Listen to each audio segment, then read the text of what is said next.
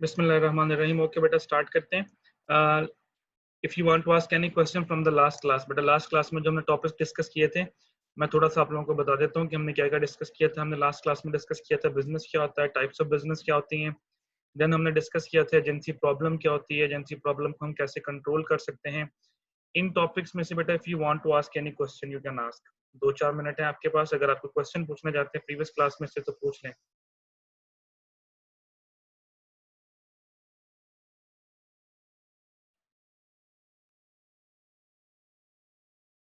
जी, any question बेटा?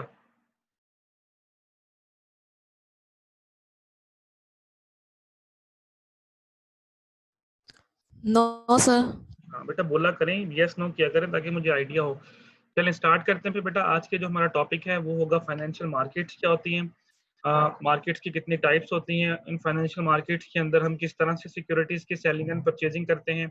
Last time अगर आपको याद हो तो मैंने आप लोगों को बताया था उसके अंदर बिजनेस के अंदर कंपनी के अंदर शेयर्स को हमने डिस्कस किया था कि शेयर्स क्या होते हैं, और फिर हमने डिस्कस किया था कि शेयर्स को फर्दर को शेयर होल्डर्स क्या होते हैं, ओनर्स होते हैं, मैनेजमेंट क्या होती है, ओनरशिप क्या होती है, ये सारी की सारी चीजें हमने डिस्कस की थी।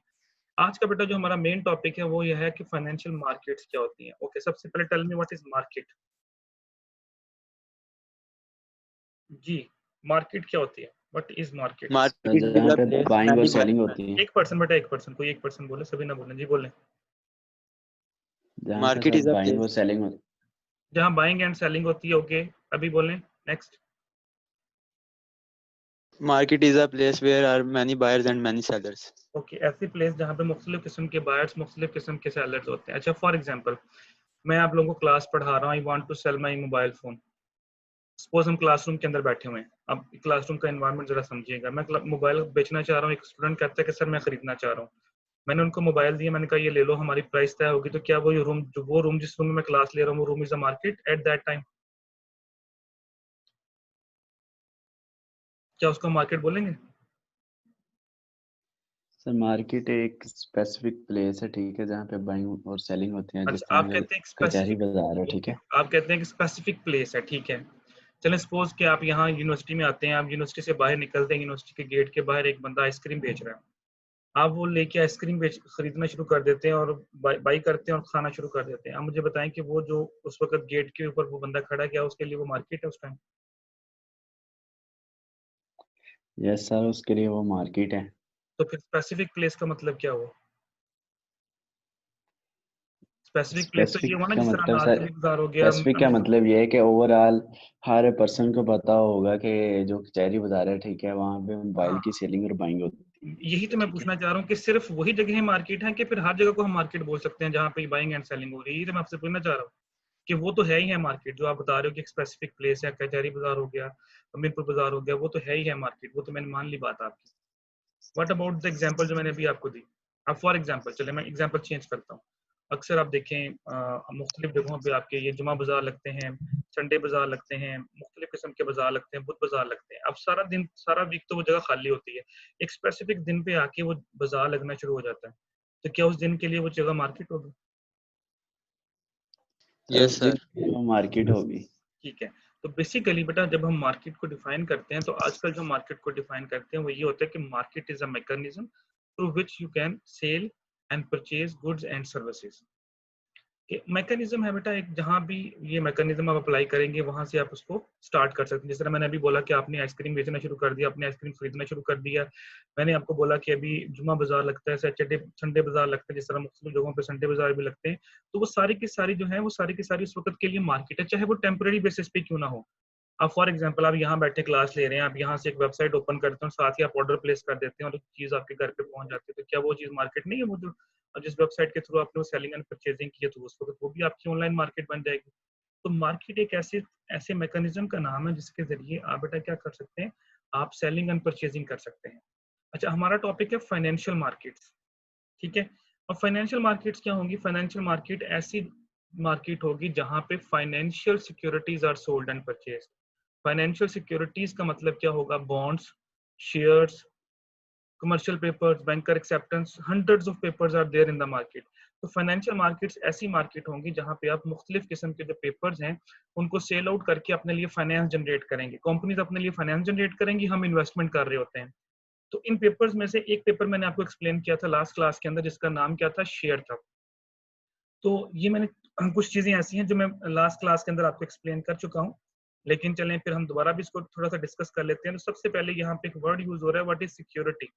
ये देखिए नीचे आ रहा है, सिक्योरिटीज क्या होती हैं जी बेटा बताएं। लास्ट टाइम मैंने बताया था कि what does mean by security.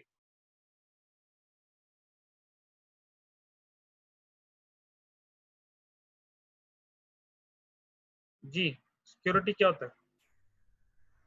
Sir जिस तरह बैंक से लोन लेते हैं हम, जी जी ठीक है, तो उधर security security as a proof जो है ना हम जमा करवाते हैं। फॉर बिल्कुल एग्जांपल हमारे बिल्कुल पास कोई पड़ी हुई है, कोई दुकान की रजिस्ट्री वगैरह है, ठीक है, मकान ठीक की है, है, ठीक है, या कोई गोल्ड वगैरह पड़ा हुआ है, तो वो हम एज अ सिक्योरिटी उन्हें जमा करवाते हैं, फिर हम लोन लेते हैं उनसे, ठीक है। बिल्कुल ऐसे ही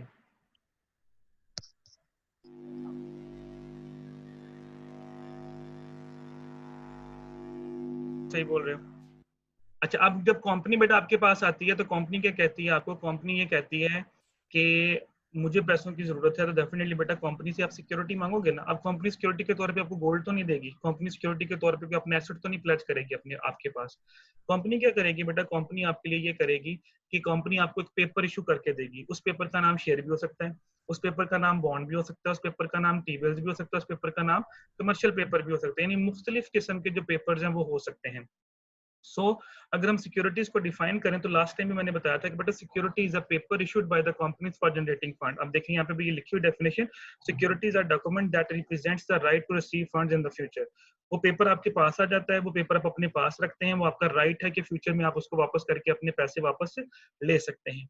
जितने भी बेटा मैंने पेपरों के नाम बोले तो याद करेगा, याद रखिएगा, जब भी मैं क्लास के अंदर सिक्योरिटीज का वर्ड यूज करूंगा इसका मतलब होगा कि I am talking about all the papers. मैं सभी पेपर्स की बात कर रहा हूँ, मैं किसी स्पेसिफिक पेपर की बात नहीं कर रहा।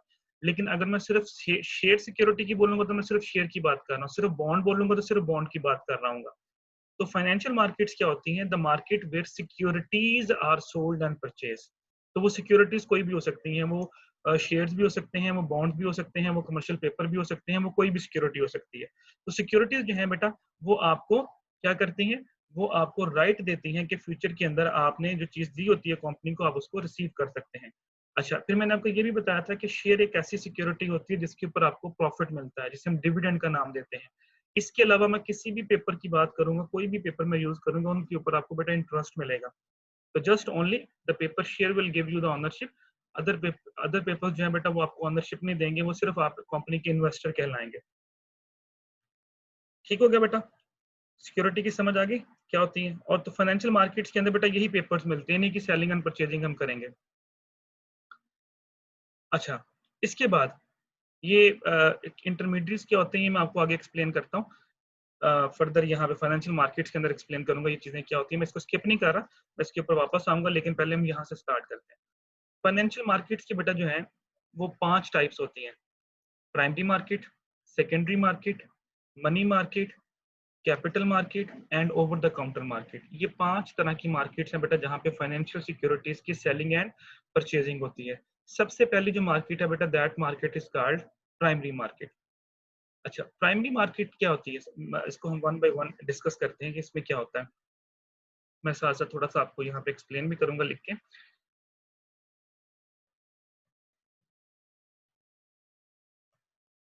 अच्छा, अब बेटा प्राइमरी मार्केट क्या होती है? ऐसी मार्केट जहाँ पे ऐसी सिक्योरिटी सेल एंड परचेज की जाती है जो फर्स्ट टाइम कंपनी इशू करती है। जब भी बेटा कंपनी पहली दफा मार्केट में कोई पेपर इशू करती है, वो पेपर पहले एग्जिस्ट नहीं कर रहा होता, कोई नए नाम से पेपर मार्केट में आता है। जिस मार्केट में वो आएगा that market is called primary market. वो लाहौर हो, कराची हो, इस्लामाबाद हो, फैसलाबाद का कोई बैंक हो, कुछ भी हो, जिस जगह से आपको पहली दफा कोई नई सिक्योरिटी जो कि पहले एग्जिस्ट नहीं कर रही वो सिक्योरिटी आपको मिलेगी, that market is called primary market. अच्छा, प्राइमरी मार्केट के अंदर या ये बेटा चीज ध्यान में रखिएगा कि इस मार्केट के अंदर जो सिक्योरिटी है ये पहली दफा इशू हो रही है, इससे पहले वो सिक्योरिटी एग्जिस्ट नहीं करती। फॉर एग्जांपल आज से 2 या 3 साल पहले एंग्रो यूनियन ने एंग्रो रुपया के नाम से एक सिक्योरिटी इशू की थी, और अब जब पहली दफा मार्केट में आई तो जिस मार्केट जहां जहां से वो सिक्योरिटी मिल रही थी वो मार्केट आपके लिए प्राइमरी मार्केट होगी। अच्छा, अब प्राइमरी मार्केट के अंदर जो है सिक्योरिटीज बेटा दो तरह से बेची जाती हैं। एक को हम कहते हैं डायरेक्ट प्लेसमेंट,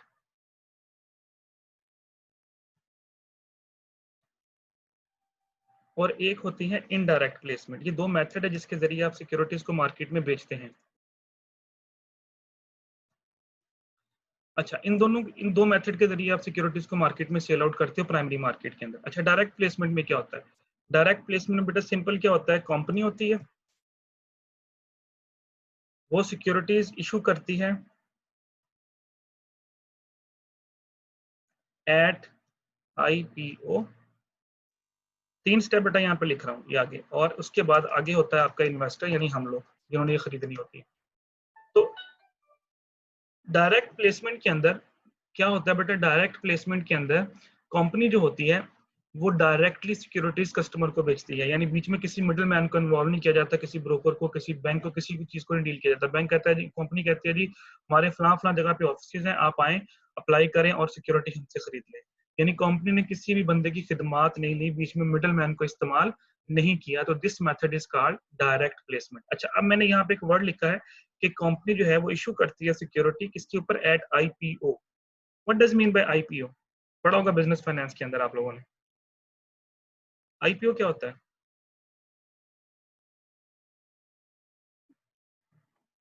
जी बेटा, क्या होता है IPO? बोला करें बेटा, मैंने आपको लास्ट टाइम भी बोला था class participation is very important. जो आपके माइंड में आता है बेटा बोल लें, कोई इशू नहीं।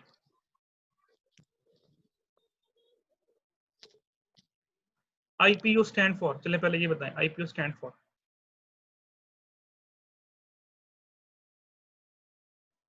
जी का शान, नहीं पता sir. Okay sir initial public offering.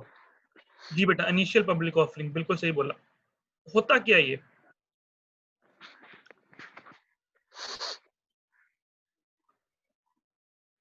जी स्टार्टिंग में जो शेयर इशू किए जाते हैं, ठीक है, ये इनिशियल होते हैं, ठीक है। फर्स्ट ऑफ ऑल तो स्टार्टिंग में जो है इशू हो रहे हैं, और डायरेक्ट जो है कंपनी डायरेक्ट जो है सेलर्स को, इसमें जो है ना, जिस तरह इंटरमीडिएटर्स की बात कर रहे हैं वो इंक्लूड नहीं होते इसमें, ठीक है। इनिशियल पब्लिक इन्वेस्टर्स ऑफर जो बेटा होता इंक्लूड है, होते बिल्कुल हैं। मैं बताता हूँ बेटा, थोड़ा सा गाइड करता हूँ आपको जी। इनिशियल पब्लिक ऑफर का मतलब होता है बेटा the first price of the security. Security की वो प्राइस, पहली प्राइस जो कंपनी ऑफर करती है, that is called IPO। For example एक कंपनी है, वो पेपर इशू करती है, उसकी प्राइस रखती है 10 रुपए, तो वो जो 10 रुपीज होगी जिस प्राइस के ऊपर वो पेपर आपको मिल रहा है, that price is called IPO। तो यहाँ मैंने लिखा कि कंपनी जो है वो सिक्योरिटीज इशू करती है एट IPO। देखिए मैं वर्ड सिक्योरिटीज यूज कर रहा हूँ, I am not talking about share, I am not talking about bond, I am not talking about T-bills। सारे पेपर इसमें शामिल है, कोई भी पेपर जो कंपनी इशू करेगी और जिस प्राइस के ऊपर वो फर्स्ट टाइम इशू करेगी, that price is called IPO, initial public offer. और उसके बाद डायरेक्ट किसको जाता है, इन्वेस्टर यानी हम लोग जो कस्टमर है, हम लोग उसको खरीद लेते हैं। तो this method is called direct placement, यानी डायरेक्टली जाके आप जो है वो कस्टमर को चीजें सेल आउट करते हो। अच्छा, इनडायरेक्ट प्लेसमेंट में बेटा क्या होता है, इसमें कंपनी होती है, ये देखिए मैं दोबारा लिख रहा हूँ, उसके बाद बीच में ये इन्वॉल्व करते हैं मोस्टली बैंक्स को। बैंक्स फिर क्या करते हैं आगे, IPO प्राइस के ऊपर सेल करते हैं किसको, इन्वेस्टर्स को। यानी आपने बीच में किसको इन्वॉल्व कर लिया, आपने बीच में बैंक्स को इन्वॉल्व कर लिया। देखिए एक स्टेप बीच में एक्स्ट्रा आ गया, ये वाला इन्वेस्टमेंट बैंक्स वाला। अच्छा, अब क्यों कंपनी ऐसा करती है बेटा, बीच में मिडिल मैन को क्यों यूज करते हैं, इससे क्या फायदा होता है कंपनी को? आप बीच में किसी को मिडिल मैन को क्यों इस्तेमाल कर रहे हैं बेचने के लिए कुछ चीज?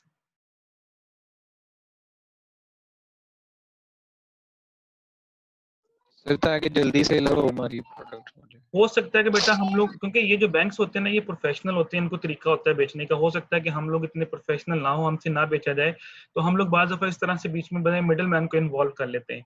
अब प्रॉब्लम ये है तो कि ये जिनको आपने बीच में इन्वॉल्व किया, ये फ्री में तो सर्विसेज नहीं देंगे आपको, डेफिनेटली बेटा ये आपसे कुछ ना कुछ चार्ज करेंगे। हो सकता है ये आप लोगों से कोई फीस चार्ज करें, कोई कमीशन चार्ज करें। तो इसमें इनडायरेक्ट प्लेसमेंट में होता क्या है कि आप बीच में किसी मिडिल मैन को जो है वो इस्तेमाल कर लेते हैं। अच्छा, this method is known as indirect placement. अच्छा, ये जो इन्वेस्टमेंट बैंक्स होते हैं ना बेटा, ये जो मैं बैंक्स की बात कर रहा हूँ ये वाले, ये जो बैंक्स होते हैं offer two type of services.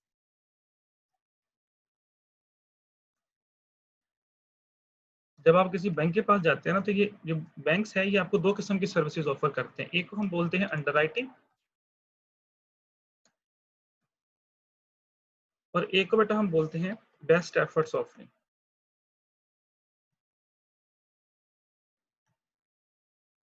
अच्छा, अब आप कंपनी गई बैंक के पास, उसने कहा जी मैंने अपनी सिक्योरिटीज बेचनी है, तो बैंक कहता है जी मैं दो किस्म की सर्विसेज आप देता हूँ, underwriting and best efforts offering. क्या फर्क है दोनों में? Any idea about, first of all underwriting क्या होता है? Any idea?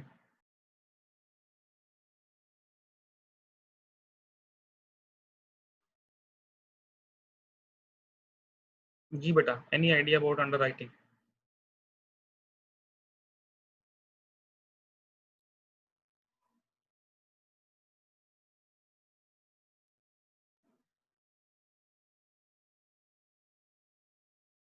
अंडरराइटिंग में ये होता है, चलिए मैं आपको बता देता हूँ बेटा। देखें, जब मैं क्वेश्चन पूछता होता हूँ ना, तो आप यस या नो में मुझे आंसर दिया करें कि सर नहीं पता या पता है, ताकि मैं फिर आगे उसको कंटिन्यू करूँ। अंडरराइटिंग में बेटा ये होता है कि बैंक कंपनी से सिक्योरिटीज लेता है और बैंक कहता है जी कि इसको हम मार्केट में बेचेंगे। फॉर एग्जाम्पल, आपने बैंक को कोई तकरीबन, मैं यहाँ पे लिखता हूँ, पहले शेयर की बात कर लेते हैं। बैंक को आपने 1000 शेयर दिए, एक शेयर की कीमत है 10 रुपए। अब बैंक ने 1000 शेयर बेचना है आपका 10 रुपए के हिसाब से मार्केट के अंदर। अब अंडरराइटिंग में ये होता है कि बैंक सिक्योरिटी बेचना शुरू करता है। जो सिक्योरिटीज बिक जाती हैं वो उसके पैसे तो आपको मिल गए, लेकिन जो सिक्योरिटीज नहीं बिकती वो सारी की सारी किसको खरीदनी पड़ेंगी? वो सारी की सारी सिक्योरिटीज बेटा बैंक को खरीदनी पड़ेगी। अब क्वेश्चन ये है कि बैंक को वो सिक्योरिटीज क्यों खरीद, क्योंकि हम सर्विस ये ले रहे हैं, इससे बैंक को क्या फायदा होगा? देखिए ना, अब 1000 शेयर आपने बैंक को दे दिया, बेचो, एक भी नहीं बिका, फॉर एग्जांपल मार्केट में एक भी शेयर नहीं बिका, सारे का सारा 1000 का 1000 जो है बैंक को खरीदना पड़ेगा। इससे बैंक को क्या फायदा होगा? बैंक क्यों करेगा ऐसे? कंपनी को तो फायदा हो रहा है डेफिनेटली, कंपनी के बिक जाएंगे सारे। बैंक को क्या फायदा होगा?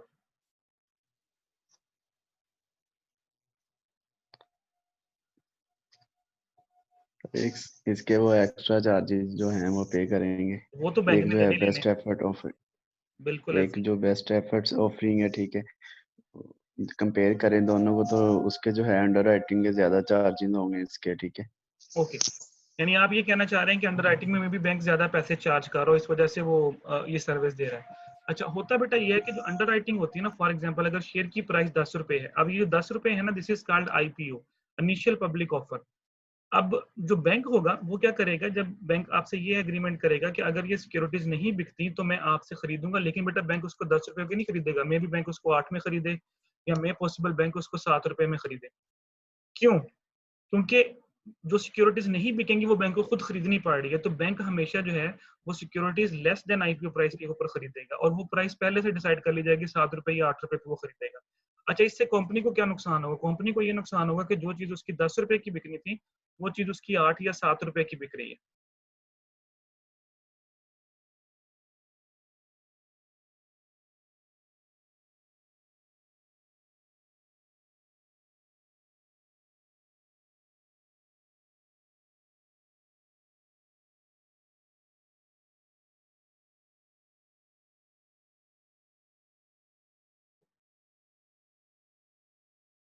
अंडरराइटिंग में बेटा क्या होता है, जो मैं बता रहा हूँ आपको, कि इसमें जो बैंक होता है वो आपसे एग्रीमेंट करता है कि हमने सिक्योरिटीज खरीदनी है, बैंक खरीदेगा जो सिक्योरिटीज नहीं बिकती। अच्छा, इसमें नुकसान कंपनी को क्या होगा कि जो 10 रुपए की चीज थी वो कंपनी को 8 या 7 रुपए की बेचनी पड़ रही है, लेकिन बेटा कंपनी को कम से कम ये तो फायदा हो रहा है ना कि उसको कुछ ना कुछ तो पैसे मिल रहे हैं ना, वरना अगर वो खुद मार्केट में बेचती तो मैं पॉसिबल उसको कुछ पैसे ना बिकते। इस सर्विस के अंदर जो रिस्क ज्यादा बियर कर रहा है वो रिस्क आपका बैंक ज्यादा बियर कर रहा है, कंपनी नहीं बियर कर रही, क्योंकि कंपनी को पता है बिकी तो भी मुझे पैसे मिलने हैं, ना बिकी तो भी मुझे पैसे मिलने हैं। हाँ, ये नुकसान जरूर हो रहा है कंपनी को कि अगर 10 रुपए के हिसाब से बिकता तो 10,000 मिलना था, अब 8 के हिसाब से बिकेंगे तो इसका मतलब उसको 8,000 रुपए मिलेंगे, तो 2,000 रुपए कंपनी को नुकसान जरूर होगा, लेकिन कम से कम कंपनी को कुछ ना कुछ फायदा तो मिल जाएगा, कुछ ना कुछ पैसे तो मिल जाएंगे ना, जिससे वो अपने बिजनेस को स्टार्ट कर सकती है। Understand the better concept of underwriting? Yes sir. Okay, best efforts offering में क्या होता है? सर एक्सक्यूज बेस्ट मी एफर्ट्स, जी जी बोले। सर, बैंक क्यों इस टाइप को अडॉप्ट करेगा? उसको तो लॉस होने के भी ज्यादा चांसेस हैं। देखिए, हाँ, बैंक क्यों यूज करेगा? देखिए, बैंक हर एक को अंडरराइटिंग की फैसिलिटी नहीं देता। बैंक को अगर लगता है कि यार ये जो कंपनी स्टार्ट होने जा रही है, हो सकता है मे पॉसिबल कि जो कंपनी है इसके जो प्रोजेक्ट अगर सक्सेसफुल हो गया तो मे पॉसिबल यही शेयर जो है ये 8-7 रुपए की बजाय मे पॉसिबल 12, 13, 14, 15, 17 रुपए का हो जाए। एक तरफ से बैंक ने यहाँ से कमा लिया 2 रुपीज और दूसरी तरफ मे पॉसिबल जब शेयर की प्राइस बढ़ जाएगी तो बैंक उन सिक्योरिटीज को मार्केट में रीसेल कर देगा। जब रीसेल करेगा तो उससे भी उसको बेनिफिट मिलेगा, उससे भी उसको क्या होगा, उससे भी उसको फायदा होगा। इस वजह से बैंक जो है वो अंडरराइटिंग की फैसिलिटी दे रहा है। बैंक हर एक को अंडरराइटिंग की फैसिलिटी नहीं देता, बैंक उन कंपनीज को अंडरराइटिंग की फैसिलिटी देता है जिसमें बैंक को लगता है कि ये कंपनी कुछ ना कुछ सक्सेसफुल होने के चांसेस है। अदरवाइज बेटा फिर तो लॉस बैंक को ही बियर करना पड़ेगा, कंपनी तो पैसे लेके साइड पे हो जाएगी। सो दैट्स व्हाई बैंक जो है वो उन कंपनीज को फैसिलिटेट करता है अंडरराइटिंग के अंदर जहां पे उसको ये लगता है कि ये कंपनी जो है ये फ्यूचर में सक्सेसफुल हो सकती है। तो फिर बैंक यहाँ से भी कमाता है। याद है मैंने आपको दो चीजें बताई थी, एक मैंने बताया था कि एक डिविडेंड मिलता है शेयर्स के ऊपर, दूसरा मैंने बोला था कैपिटल गेन मिलता है। अब वो कैपिटल गेन बेसिकली क्या चीज है, increase in the prices of security. तो सिक्योरिटी की प्राइसेस में जो इजाफा होता है बेटा उसको कैपिटल गेन कहते हैं। इस वजह से भी बैंक रिस्क, लेकिन फिर भी रिस्क किसको बियर करना पड़ रहा है, बैंक को ही बियर करना पड़ रहा है। मैं ये नहीं कह रहा कि इसमें रिस्क नहीं है, इसमें रिस्क है, लेकिन कौन बियर कर रहा है, बैंक बियर कर रहा है। लेकिन सर जो ये बैंक के पास बच जाएंगे, मतलब कि जो बैंक खुद खरीदेगा वो ओल्ड मतलब सिक्योरिटीज को न्यू सिक्योरिटीज का नाम दे के भी तो दोबारा सेल कर सकते हैं। हाँ जी, वो मैं भी सेकेंडरी मार्केट जब एक दफा बेटा सिक्योरिटी इशू हो जाती है ना उसके बाद फिर उसको रीसेल किया जा सकता है। फिर यही प्राइमरी मार्केट हमारी सेकेंडरी मार्केट बन जाएगी। अगली जब मार्केट आएगी ना हमारी, जो मैं पढ़ाऊंगा सेकंड टाइप, उसमें हम यही पढ़ेंगे कि जो एग्जिस्टिंग सिक्योरिटीज मार्केट में पड़ी हैं जब हम उनको रीसेल करना शुरू करते हैं आपस में तो वही प्राइमरी मार्केट क्या बन जाती है, सेकेंडरी मार्केट बन जाती है। जिस तरह फॉर एग्जाम्पल मैं कहता हूँ आप एक ब्रांड न्यू कार निकलवा के लाते हैं, अब जहां से आपने ब्रांड न्यू कार निकलाई वो उस वक्त आपके लिए प्राइमरी मार्केट है।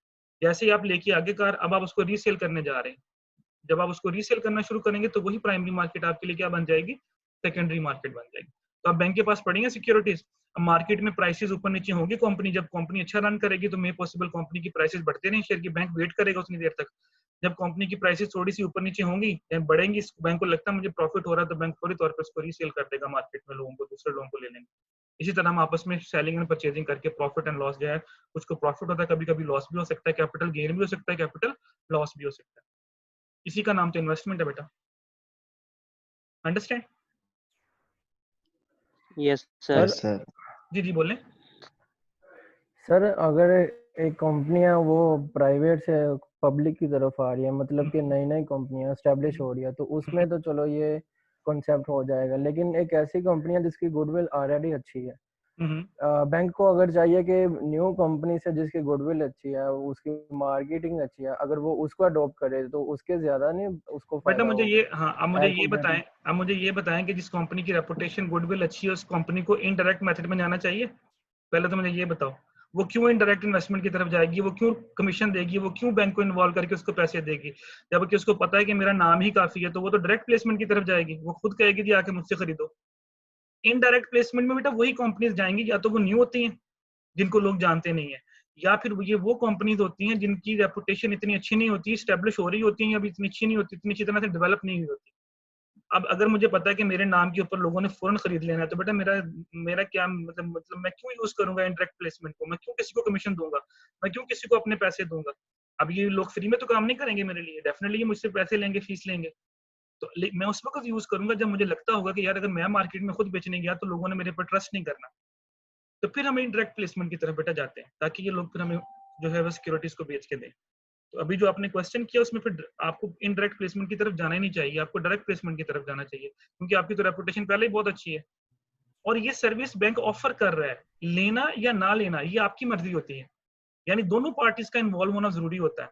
अब देखिए ना, एक बैंक के पास गए, बैंक कहता है मेरे पास ये प्रोडक्ट्स पड़ी हैं, अब आपने उनमें से कौन सी प्रोडक्ट लेनी है वो आप उनके साथ नेगोशिएशन करेंगे, ये मैं लेता हूँ, इसमें मुझे क्या फायदे क्या नुकसान हो सकते हैं, आप उसके मुताबिक फिर वो प्रोडक्ट चूज करोगे।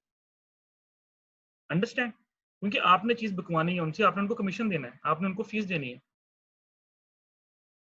तो जब आपकी रेपुटेशन हाई हो तो फिर आपको डायरेक्ट प्लेसमेंट की तरफ जाना चाहिए, फिर आपको इनडायरेक्ट प्लेसमेंट की तरफ जाना ही नहीं चाहिए। जी ओके सर, ठीक है। अब मैंने एंग्रो की एग्जांपल दी। अब एंग्रो, अगर एंग्रो इतना बड़ा नाम है पाकिस्तान के अंदर बन चुका है, तो जब उनकी सिक्योरिटी की मार्केट में नहीं आती है तो उनको बैंक्स को इन्वॉल्व करने की जरूरत ही नहीं है। क्यों कमीशन दें? उनको पता है कि मेरे ऑफिस के अंदर मैंने अप्लाई कर, मतलब मैंने ये मार्केट में पब्लिश करना है, इसको एडवर्टाइज करना है, तो लोगों ने फौरी तौर पर इसको खरीदने आ जाना है, तो उसको क्या जरूरत पड़ी है किसी को कमीशन देने की? उनको पता है कि मेरे बिक जाएंगे। हाँ, अगर उनको डाउट है कि नहीं बिकेंगे, तो मसला आ रहा है, हमारी कंपनी के साथ प्रॉब्लम आ रही है, तो नहीं पॉसिबल फिर उसमें इन्वॉल्व करना पड़े बीच में किसी को। अच्छा, बेस्ट एफर्ट्स ऑफरिंग में बेटा क्या होता है कि बेस्ट एफर्ट्स ऑफरिंग में बैंक आपसे सिक्योरिटीज लेता है सारी की सारी, और वो कहता है कि मैं अपनी बेस्ट एफर्ट्स लगाऊंगा इसको मार्केट में सेल करने की। जितनी सिक्योरिटीज आपकी बिक गई वो भी आपकी, और जो सिक्योरिटीज नहीं बिकती वो भी आपकी। यानी बैंक इसमें किसी किस्म का रिस्क नहीं लेता। आपने 1000 शेयर बैंक को दिया, सारे का सारा बिक गया तो भी पैसे आपको मिल जाएंगे, उसमें से एक भी नहीं बिकी तो भी सारी की सारी सिक्योरिटीज आपको वापस कर दी जाएंगी। बैंक अपनी फीस चार्ज करेगा जो पहले से तयशुदा होगी। इसके अलावा बैंक किसी किस्म का रिस्क नहीं लेगा। इसमें सारे का सारा जो रिस्क है वो किसको बियर करना पड़ेगा? कंपनी को बियर करना पड़ेगा। तो समझ लें कि बैंक आपको एक तरह से सिर्फ फैसिलिटेट करेगा कि जी मैं ट्राई करूंगा, मैं अपनी बेस्ट एफर्ट्स लगाऊंगा कि लोग मैक्सिमम जो है सिक्योरिटीज आपकी खरीद लें। बिक गई तो भी आपकी, ना बिकी तो भी आपकी। जी बेटा, यहाँ तक प्रॉब्लम प्राइमरी मार्केट क्या होती है और प्राइमरी मार्केट में हम किस तरह से सिक्योरिटीज को सेल आउट करते हैं। जी, anyone, any confusion?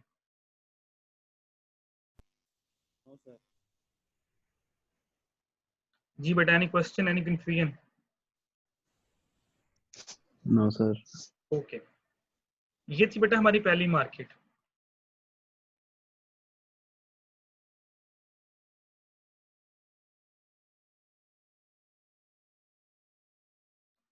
Second market है बेटा हमारी सेकेंडरी मार्केट। जी, क्या होती है सेकेंडरी मार्केट में? पहले बता भी चुका हूं।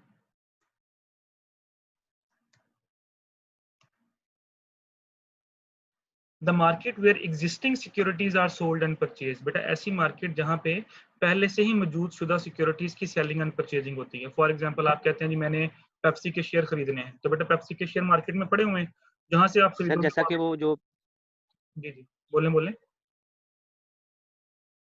बोले बेटा, बोले, आप कुछ बोलने लगे थे। सर मैं कह रहा था कि जैसा कि वो जो शेयर्स बच गए थे तो बैंक ने वो खुद खरीद लिए थे, हाँ तो जी, अब बैंक उनको न्यू सिक्योरिटी के तौर पे इशू कर देगा, न्यू करने की लेकिन वो जरूरत नहीं है बेटा। अब वो मार्केट में आ चुकी हैं, वो बैंक के पास पड़ी हैं, वो मेरे पास पड़ी हैं, वो उसकी न्यू वाली बात खत्म हो गई। अब फॉर एग्जांपल मैंने कहा 25 तारीख लास्ट डेट है, 25 तक खरीद लो। जिसने खरीद ली 25 तक, उसके पास वो न्यू सिक्योरिटीज है। 25 के बाद जब दोबारा आप उसको मार्केट में रीसेल करने के लिए लाओगे तो वो सेकेंडरी मार्केट बन चुकी है।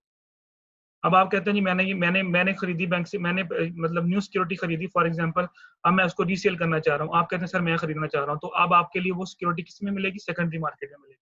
द मार्केट वेयर एग्जिस्टिंग, जो पहले से मौजूद शुदा सिक्योरिटीज है उनकी आपस में सेलिंग एंड परचेजिंग होती है। मैं एग्जांपल दे रहा था, फॉर एग्जांपल आप कहते हैं जी मैंने पेप्सी के शेयर्स खरीदने हैं, तो बेटा जिस मार्केट से आप पेप्सी के शेयर्स खरीदेंगे वो आपके लिए सेकेंडरी मार्केट है। कोक, नेस्ले, जितनी भी कंपनियों की सिक्योरिटी मार्केट में इस वक्त अवेलेबल है, वो सारी की सारी सिक्योरिटी कहाँ से मिलेंगी आपको?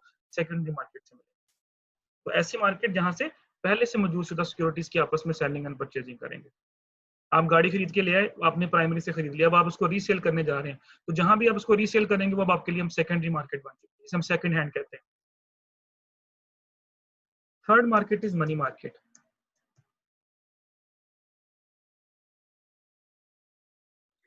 सर इसकी एक एग्जांपल ये भी हो सकती है कि फॉर एग्जांपल अगर हम शोरूम से न्यू बाइक खरीदते हैं तो वो हमारे लिए पहले प्राइमरी मार्केट होगी, लेकिन जब हम उसे दोबारा रीसेल कर देते हैं तो वो बिल्कुल सेकेंडरी मार्केट बन बिल्कुल जाएगी। बिल्कुल बिल्कुल कह सकते हैं, बिल्कुल।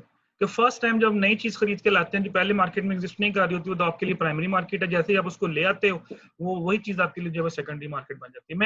मैं एग्जांपल आपको पेपर्स की दे रहा हूँ, सिक्योरिटीज की दे रहा हूँ, क्योंकि हम we are talking about financial markets, तो अंडरस्टैंडिंग के लिए एग्जांपल बेटा ठीक है जब भी आप बोल रहे हो।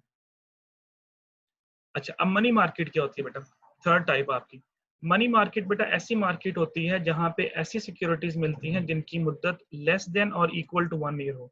यानी ऐसे पेपर्स जिनकी मैक्सिमम मुद्दत 1 साल या फिर 1 साल से कम होगी, वो सिक्योरिटीज जिस मार्केट से मिलेंगी उस मार्केट का नाम होगा मनी मार्केट।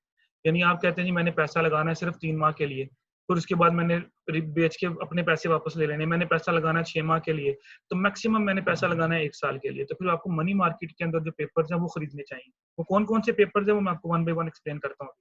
तो फिर मनी मार्केट क्या हुई? ऐसी market where existing securities are sold and purchase, जहां पे पहले से मौजूद शुदा सिक्योरिटीज की सेलिंग एंड परचेजिंग होती है। Okay sir.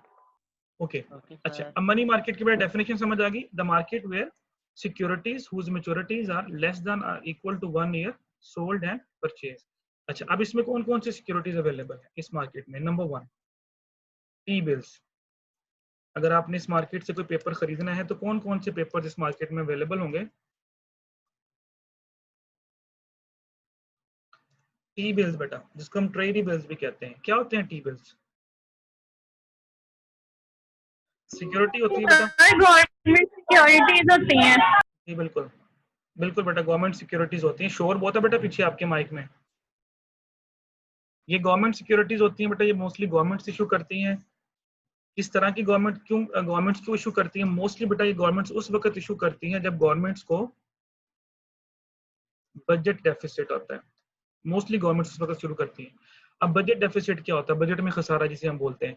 फॉर एग्जांपल आप कहते हैं जी कि जिस तरह गवर्नमेंट कहते हैं कि इतने मिलियन फलां चीज के लिए, इतने बिलियन फलां चीज के लिए, इतने बिलियन फलां चीज के लिए। जब गवर्नमेंट की इनकम कम होती है, गवर्नमेंट के एक्सपेंसेस ज्यादा होते हैं, तो फिर गवर्नमेंट को पैसों की जरूरत पड़ती है। तो फिर गवर्नमेंट क्या करती है? गवर्नमेंट टी बिल्स इशू करके वहां से पैसा जनरेट करती है। तो डेफिनेटली हम लोग ये टी बिल्स खरीदते हैं और इसके ऊपर हमें क्या मिलता है? इंटरेस्ट मिलता है। याद रखिएगा, मैंने लास्ट टाइम भी बोला, शेयर्स का वर्ड यूज करूंगा तो डिविडेंड का वर्ड यूज करूंगा, या इसके अलावा मैं किसी भी सिक्योरिटी का नाम यूज करूंगा तो उसके ऊपर आपको क्या मिलेगा? उसके ऊपर बेटा आपको इंटरेस्ट मिलेगा। तो इसका मतलब है कि टी बिल्स के ऊपर आपको क्या मिलेगा? टी बिल्स के ऊपर आपको इंटरेस्ट मिलेगा। अच्छा, अब ये सिक्योरिटीज खरीदना रिस्की होता है या लेस रिस्की होता है? फॉर एग्जांपल अगर आप टी बिल्स खरीदते हैं तो इट्स अ रिस्की सिक्योरिटी या लेस रिस्की सिक्योरिटी? जी, टी बिल्स अगर आप पे पैसा लगाते हैं टी बिल्स खरीदने में, इनकी मैक्सिमम मुद्दत 3 माह 6 माह मैक्सिमम 1 साल हो सकती है बेटा, नॉट मोर देन 1 ईयर। क्योंकि मनी मार्केट में आपको वही पेपर मिलने हैं जिनकी मैक्सिमम मुद्दत 1 साल हो। क्वेश्चन मेरा बेटा आपसे ये है कि इनको खरीदना रिस्की होता है या लेस रिस्की होता है?